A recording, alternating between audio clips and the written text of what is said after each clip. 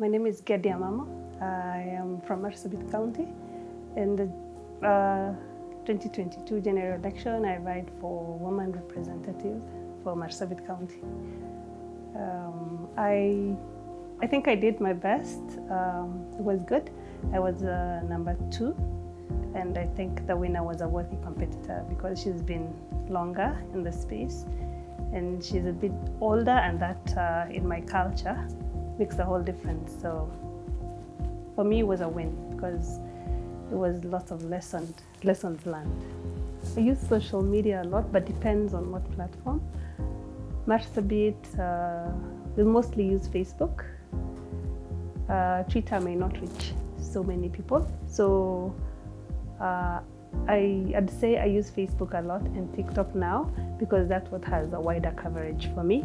And yeah, I use social media a lot. Often, if I'm not on Facebook today, maybe on IG or TikTok, just somewhere. Yeah, I post a lot. Being a female politician affects my use of social media, I think a lot, because I feel like I've been scrutinized. I have to think about what I post. What will people think? What will the men think? What will the younger generation think? So it does. What I post, how I interact with it. Being a female politician really has, it affects.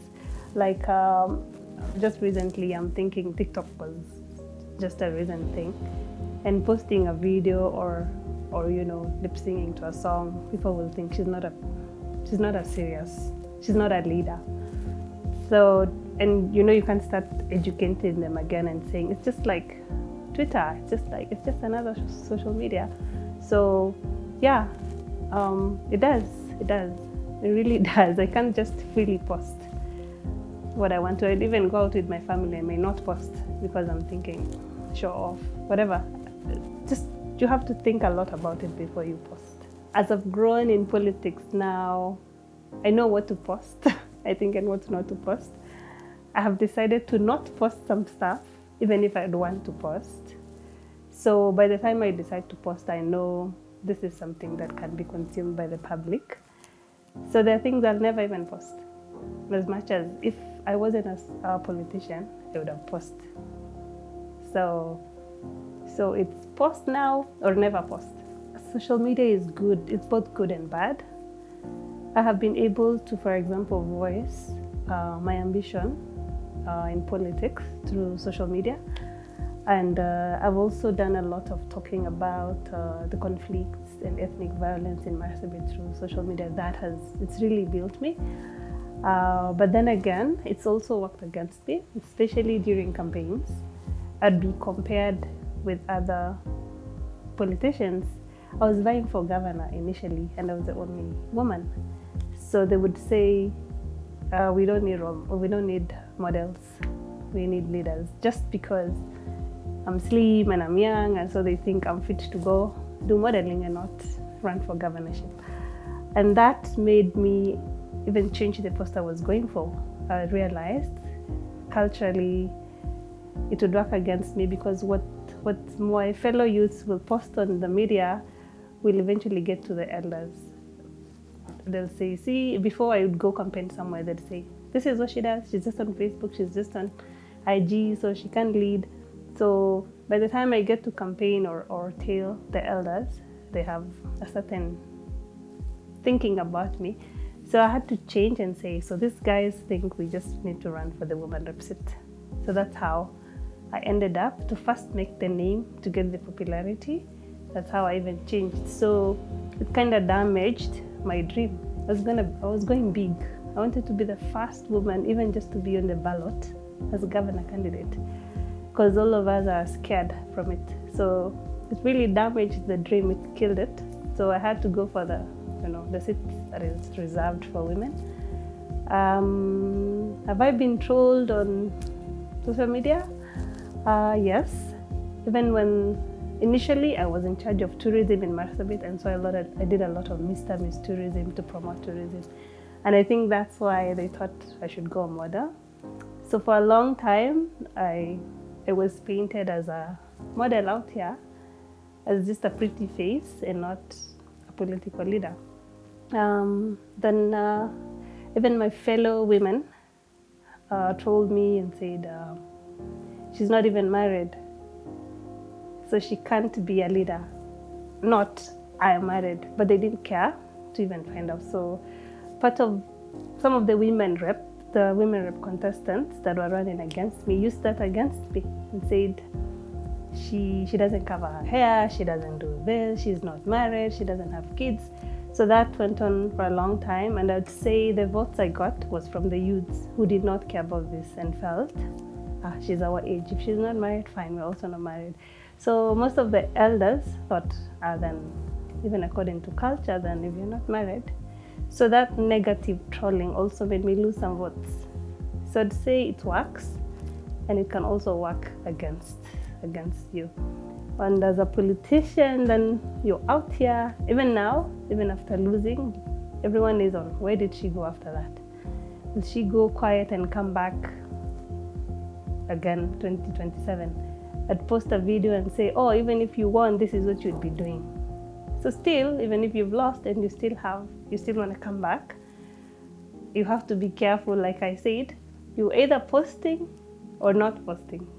So anything that will raise questions, even if you want to all sun-kissed, you just have to, you're not living your life. So being trolled and being judged or being rated on social media has changed on how I interact with people online. Because, like I said, now I have to post what I'd say is pleasing to other people, or I may not post my family or my just other social life. It has to appear serious. And what's for me, where I come from, me time, happy times, they're not allowed, especially for women. So I'd post and it would just work against me. I just want to appear like a serious person now, like a leader, like what people want to see. So me of those days and making fun when I was probably in high school or campus and saying exams are tomorrow, even that is, what is she saying now? What kind of a leader?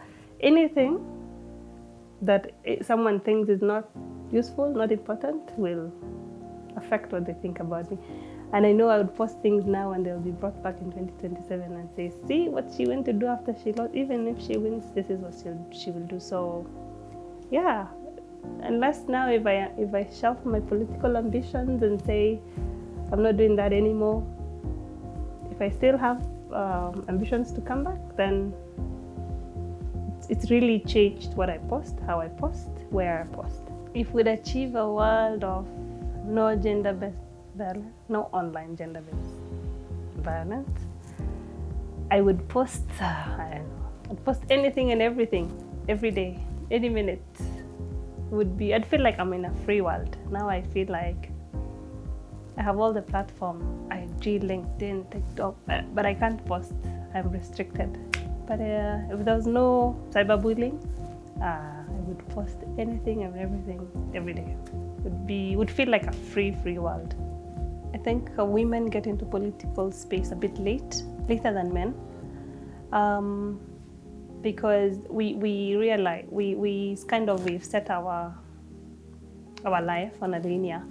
Say school, get married, get kids, get some money, then politics. Like we put politics at the end of it, as opposed to the men who will come out as young as out of campus and you're in politics. So you're trolled earlier, you're put on the limelight earlier, abused, everything.